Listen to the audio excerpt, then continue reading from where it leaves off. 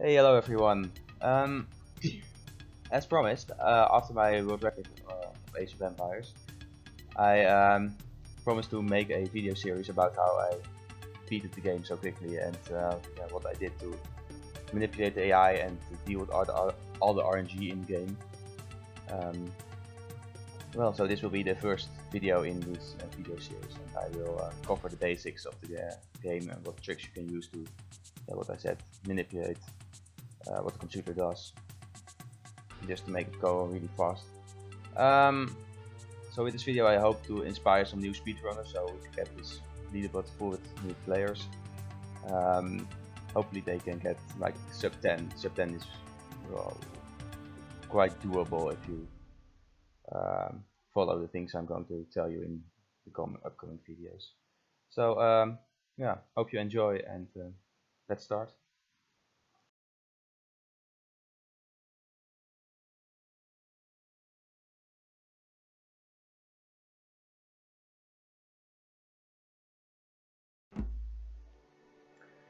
So let's start with the basics, and the first thing we're going to learn is, strangely enough, is how to cheat.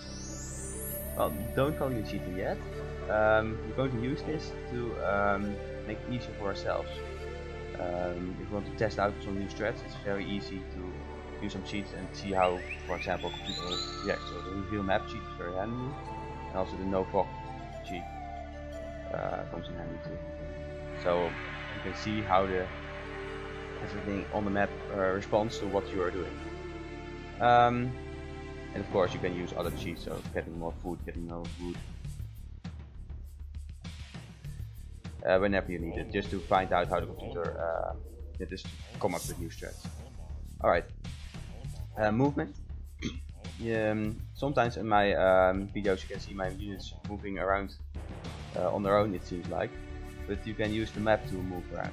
If you right click on the map, you can move your villagers. Very easy, because I don't really have to scroll all the way over here and click, but I can just click on the map. You can also use waypoints by shift right clicking, and the villager will now walk across all these waypoints. Although it doesn't really, yeah, it's not very great. Sometimes it just doesn't do what you want to do. You can also do it on the map, so you can put waypoints on the map and it will walk fine. Alright, final thing, you can use keys on your keyboard to quickly access certain things. So if I want to train a villager, I can click my town center and train a villager, which I sometimes do. But you can also press H to go to the town center and C to train a villager. So at the start of most missions I press H and C very quickly to train all my villagers I need. There are more of these keys, and yeah, it's very handy to know them, because you can easily do things, and after a while you just learn. So it's BE and house. And it's just a lot quicker than if I press it and then press the button again. And the main thing you want to do is because when you're in a close fight and you really have to, for example, block some path, then you can really press BE quickly to build a house and prevent enemies from coming in. Or just move your mouse somewhere else and scroll the screen, while in the meantime you can build a house. So it saves a little bit of time, but especially in these tense moments it's very useful. So let's finish the mission. There we are. Alright. Now let's go to some more advanced stuff. Oh, and one thing I forgot to say. You can also use the group and ungroup buttons to group certain units together. So you don't have to select them all at once, but you can just press one villager and select all of them. I haven't really used it in my world record times, because I don't really know how to use it properly. But it's probably, if you can use it, then it's probably better to do it, to learn how to do it. Also you can set a number to a villager. Yeah, alright, we'll go by control and pressing the number. And now if I press the number 1 I chose, then I can select a villager from a distance and do it with him what I want him to do. So now the villager is over here, I press 1, I select him, and I can move him. It also will save a lot of time if you do this, because I haven't really learned how to do this properly. Probably possibly the group tour, I guess. It seems like it. No, it's not. It's possible, yeah. As you can see, I'm not really familiar with this, but yeah, it's probably useful.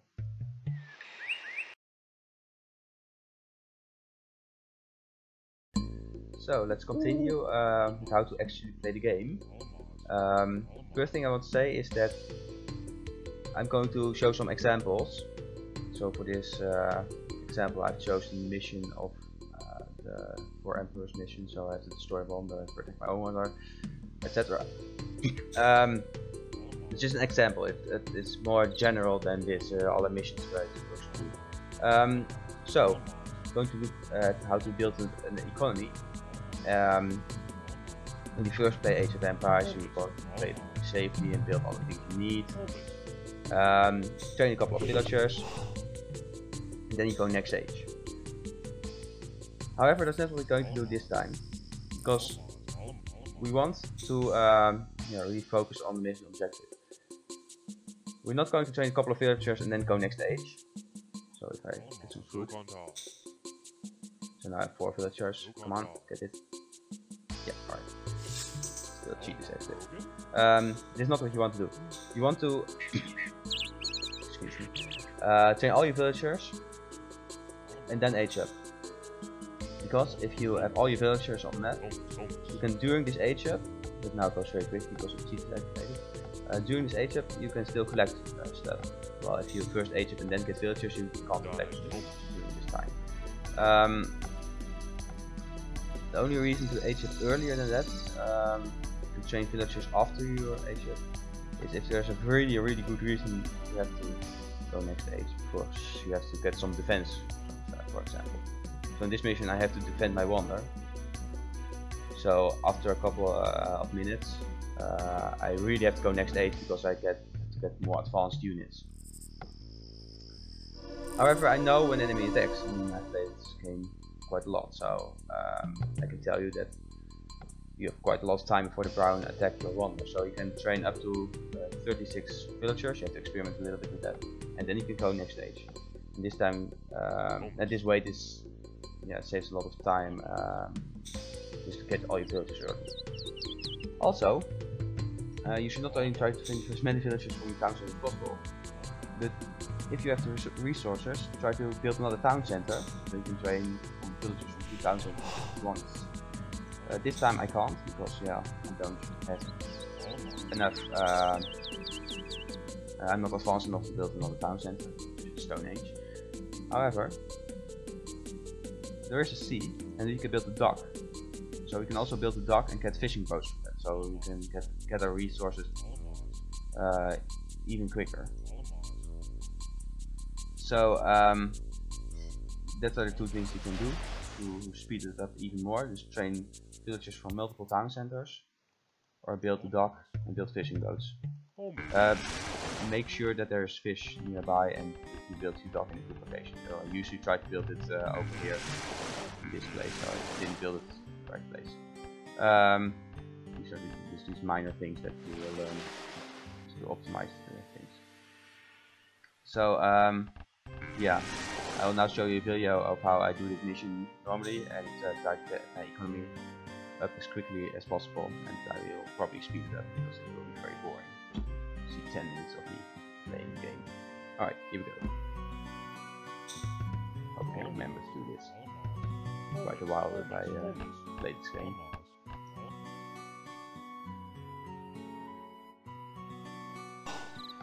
One thing I forgot to say is that always make sure that you have a villager in queue or a fishing boat in queue. So now I'm very carefully watching my my resources, so I can directly build a fishing boat over here.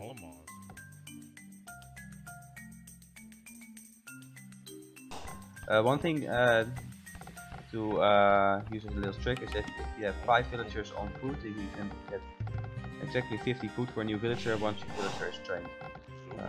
Approximately, of course.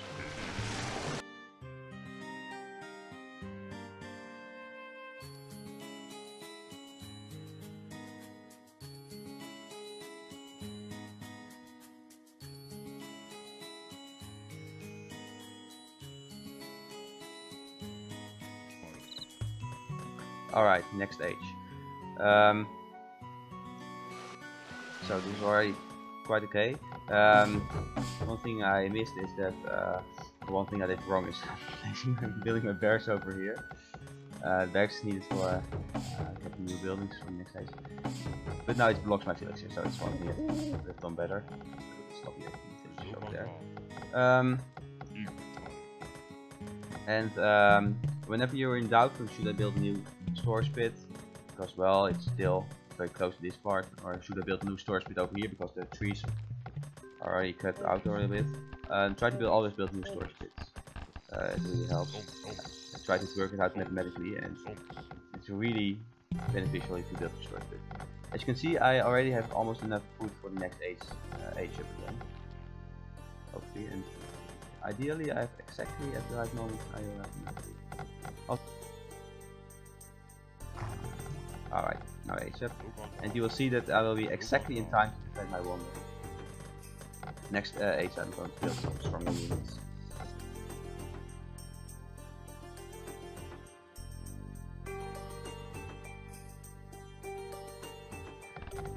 I always get the wheel in almost all missions is beneficial. You can forget about the other upgrades later.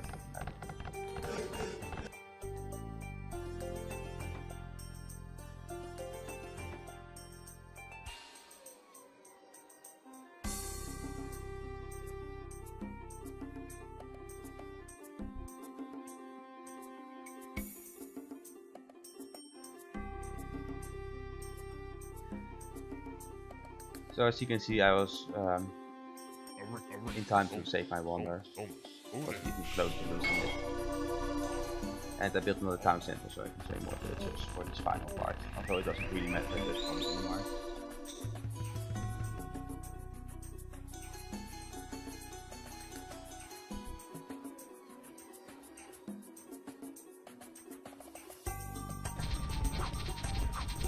So, and due to the good economy, we finished the mission with a little more than 11 minutes, which is quite good, could be better.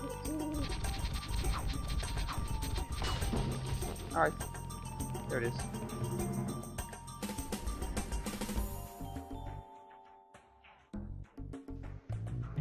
So, one more economy thing I want to talk about is farming. And what better mission to do that on is the farming mission. Farming you should only do when it's absolutely necessary, and I believe there are like 2 missions where this is the case, because it is awfully slow. You have to go to market, you have to invest more wood in the farm, and then you can only work with 1 villager at a time, which is really slow. So just try to go fishing, hunting, foraging, everything is better than farming. Even this mission you can complete without actually farming. Perhaps I just included it as a bonus video at the end. Yeah, that's not really fun. So, no farming.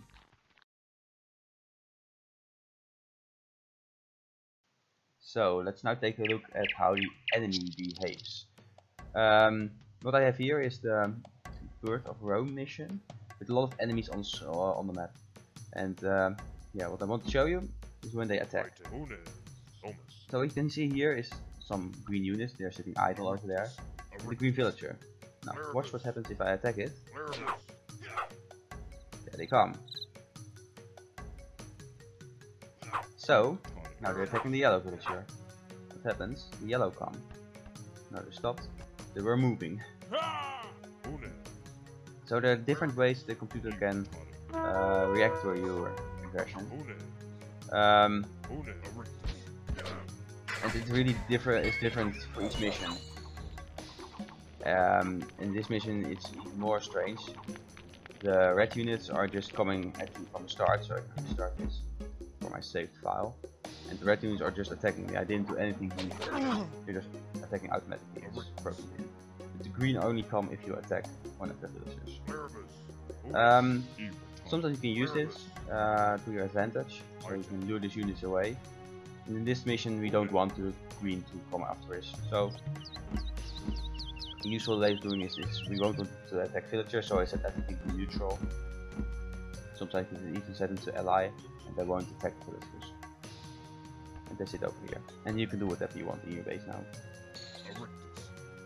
So this is an example of when you want enemy to attack you, to lure them away. You want to get this artifact to this temple, but you have to go, let's go through this narrow path over here, and there are 2 yellow units blocking it, so it's not working. However, you can attack not a villager, a unit over here, and the yellow will go over here, start to defend. Now you can safely artifact get through. This one shouldn't attack the cavalry, which makes it more difficult. This is an example where you want to lure the enemy away, so we can go through his path safely. So I just shown you that the enemy usually attacks you when you attack them, and they try to defend themselves. And this mission, Syracuse, there's no difference. I mean, there's a lot of yellow and red units over here, so if I attack this tower, the units come towards me. I believe it's both the yellow and the red units that come. No, apparently only the red. Sometimes the friends help each other. In this mission is the case. So this is not what you want, so it's a very difficult mission if you do it like this. However, what you can do, if we do it the right way, I've blocked off this path with wall, so the enemy can get to me from this side. I can also block it from this side. And now they can't reach my catapults. So, if I'm going to do the same thing, there's no path for the enemy to reach my catapults. So they won't come. It's very useful. And so I can just move forward by building new walls, so they can't reach me. Like this. Oh. However, you have to be careful, because if you accidentally destroy your own walls, then they can get towards you. And now they're coming. It will make it a lot more difficult. Almost impossible. Alright. So, that's another thing. If they can't reach you, they won't come for you. Apparently.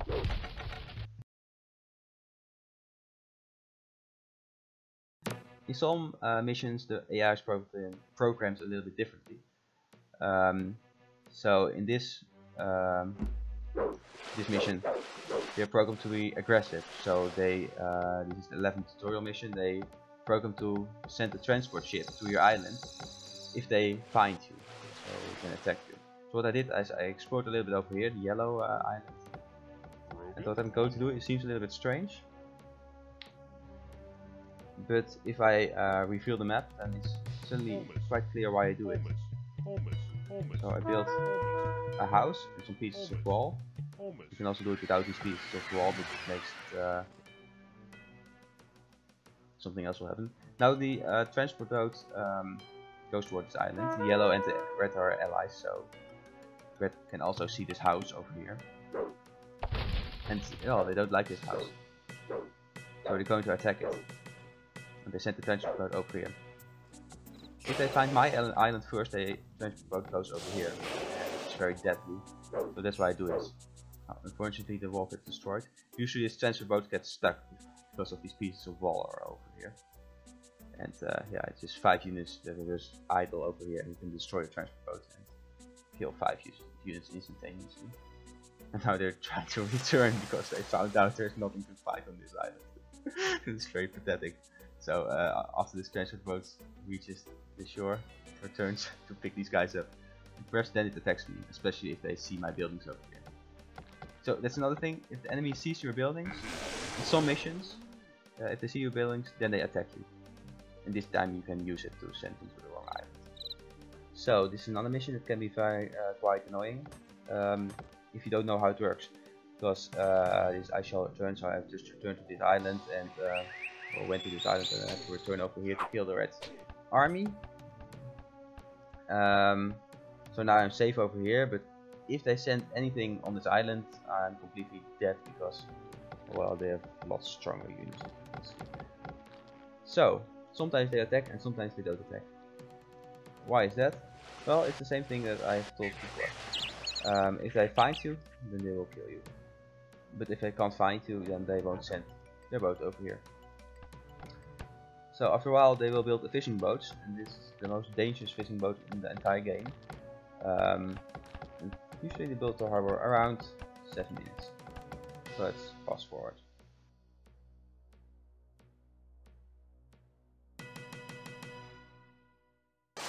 And there it is, they built the dock. And now they're going to build a fishing boat. As you can see, I can quite, my predictions are quite okay. So it seems like everything is random, but it's quite consistent with what you do. So randomness is not such a big deal. Okay. Now here it goes exploring. If it finds my boat, so it doesn't even have to be building. If it finds my boat, then they will also come. Even considering this deleting it right now. Let's wait, because I'm also going to build a transport boat. After I build the transport boat, then you will definitely see what I mean. So let's wait for that.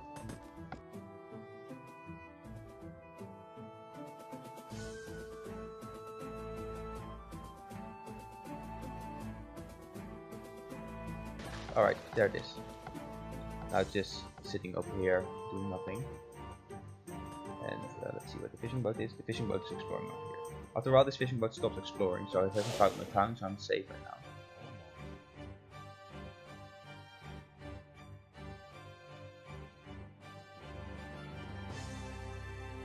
Now that I've spotted my boat, I tried it with the fishing boat first, but it didn't work. I thought it would work too. But now that I've spotted my boat, and you can see this transport boat is moving. There it comes. And now we have a problem, because let's see what comes out. Yeah, this is a really big problem.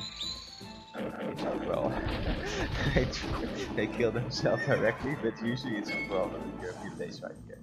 This can also happen. So it's also a thing to keep in mind. Oh, here comes another boat. Oh no, it's not. So the problem with this is that just when this fishing boat is exploring over here, like between 8 and 10 minutes, you're trying to set up your fishing operation. So yeah, if your fishing boat spots you, then you have a problem. If you have to defend yourself. If it doesn't spot you, you can just ignore everything and just don't build any defense, because they won't come. They won't.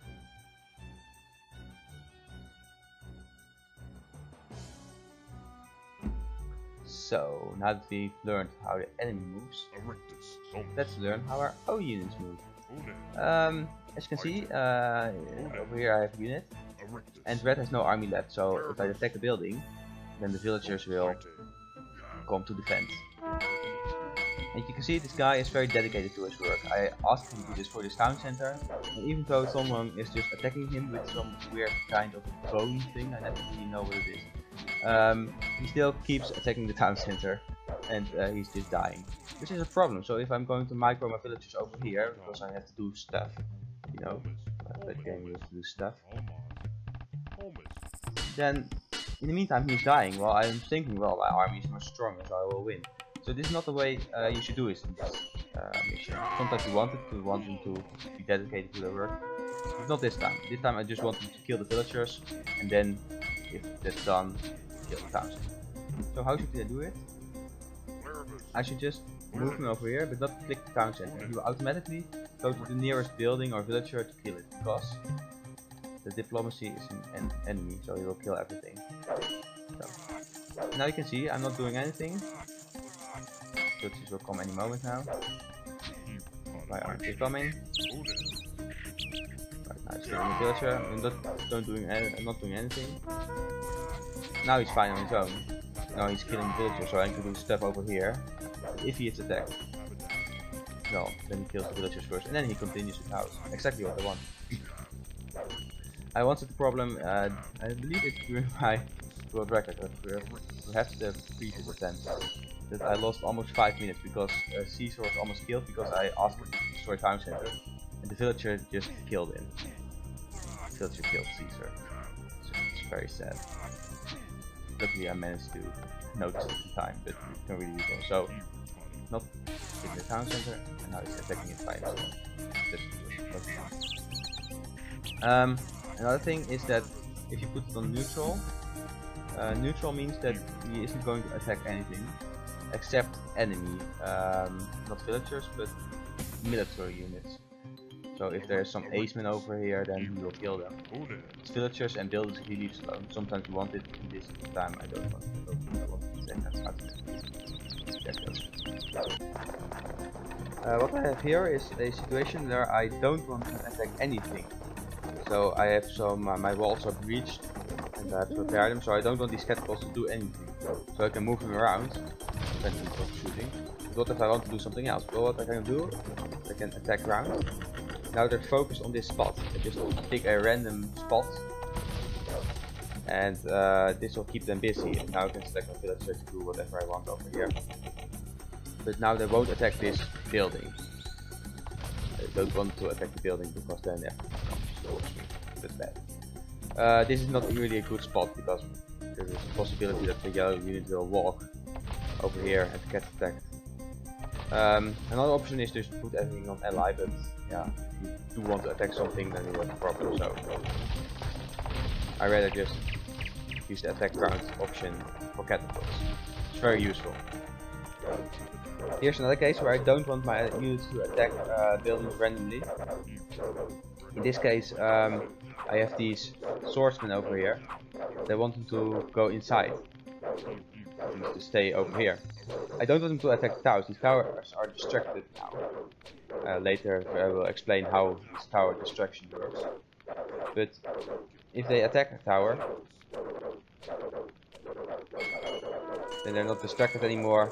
This tower is now actively trying to destroy these swordsmen. That's not my market. So this is bad. So what I do, I use this button, the stand ground button. For catapults it's not really useful for ranged units because then it still attacks stuff. It only stands on the same place but it can still attack. But for the infantry units it's very useful, so now they can just stay over here and I can do whatever I want with my villagers. Like building a house over here and then move further.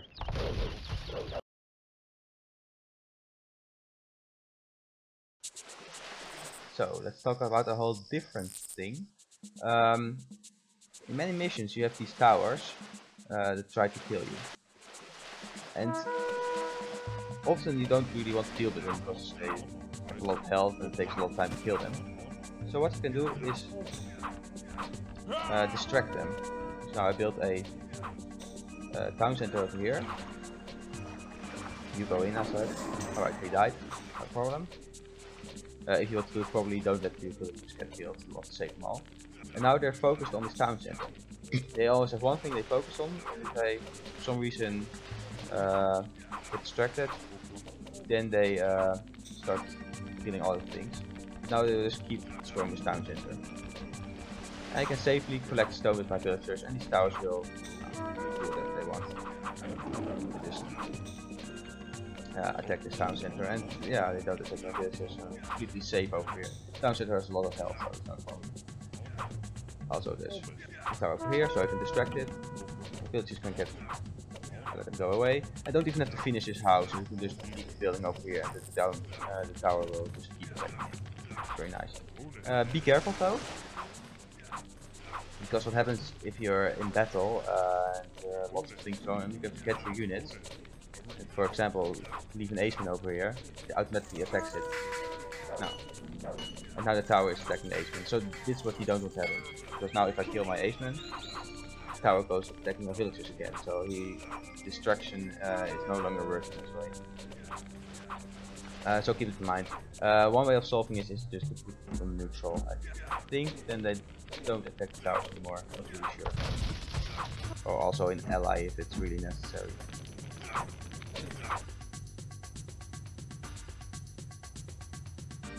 One other thing you can do with towers, which is really fun, I think many people already know it, is if you build them close to someone's base, or directly into their base, they really don't like it. And they try just to kill it with everything they have. Now I'm building some safety for my villagers because I know what's coming. But there's a tower now in their base, and once they've seen it, they will send everything they have towards it. Kill it. I hope I build it close enough, I'm not really sure. I think this is a good spot. Yeah, there they come. I can send everything they have to kill it, including their villagers, so this is a very good way to just decimate the entire army.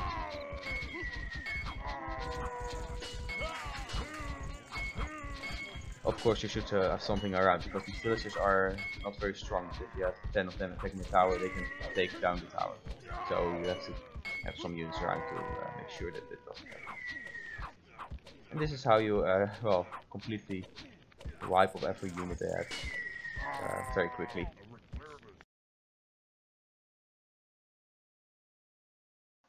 So, another piece of advice I want to give is when you attack the enemy, don't get distracted by all the things they have. Just go for the kills directly. Just kill all the villagers, and then the enemy will just be stunned. They can't do anything anymore. And this is what you see me doing here, just destroying all the villagers. Usually they come towards me. I'm not sure why not. Oh, there they come. And be sure, as I said before, not to click attack the house, for example, because now Caesar won't respond to this villager. Caesar got killed by a villager. So this way they won't have any villagers left, and they won't build any new buildings, or this will make it a lot easier to complete the mission. This is not the only example. There are many examples where you just go for the villagers directly, because I have very strong units that can do it. And yeah, now it's just a matter of destroying all the buildings, because yellow won't train any units anymore.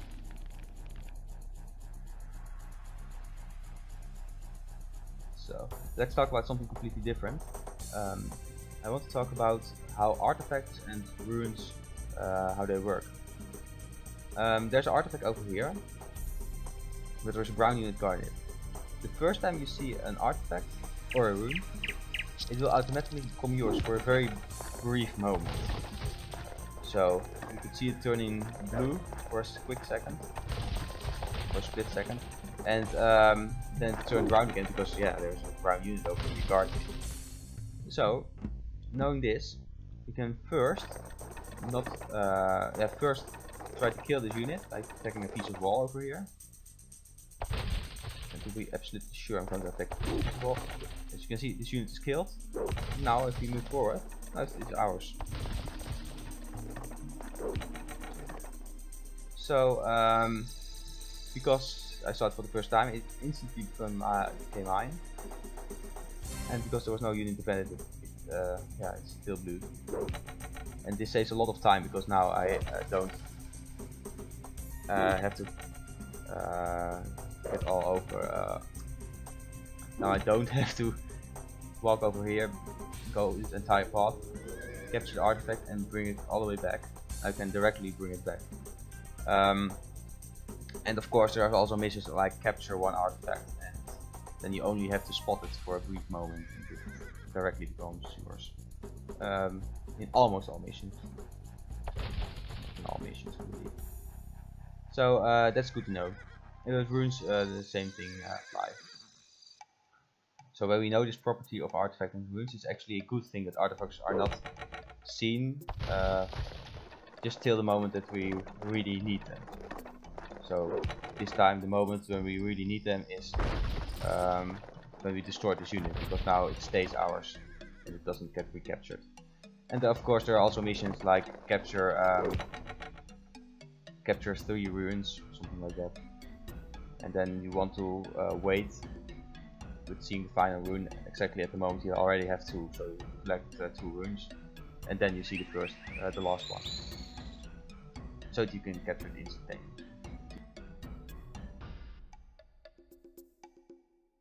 One RNG aspect of this game is the priest conversions, as we all know, the Vololo conversions. So, in this case, I want to capture these units and get my priest to safety. And this time it worked, which is very good, but it won't always work. So if I try it again, now it didn't work and I can't get my priest to safety, which is annoying. So it's really crucial I capture this unit. How can I do this? Well, I can use save file. Let's try. save. So I've started my conversion, I save, and I capture it. But if I didn't capture it, I can retry it. Just keep trying it. Now this time I don't capture it. And it just completely depends on RNG, and you just have to get good luck with this conversion. But at least you can retry and retry and retry every time. I'm on an unlucky streak. But after a while I will get it. There it is. And now my priest gets to safety, and that captures the unit. So this is how I make sure I absolutely will capture the unit. The timing is quite crucial on this. So let me reopen the original file. So if I press too late, the priest, if I press too late, then the conversion won't work anymore. So the priest has a low conversion, and it makes 2 of these sounds before it decides if the unit is captured or not.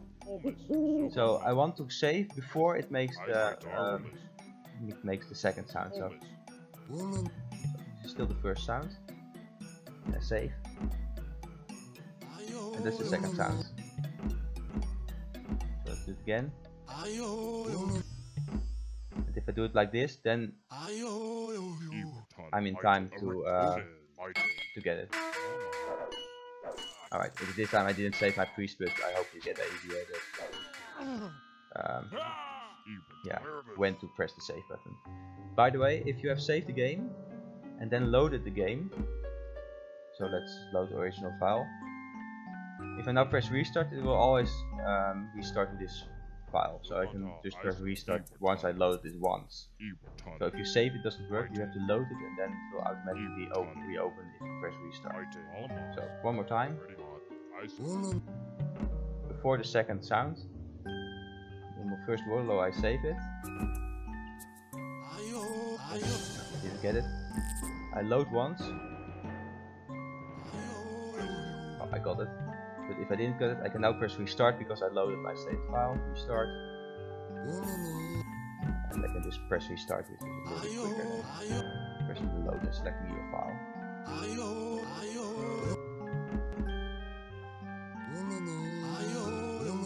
So I'm just unlucky.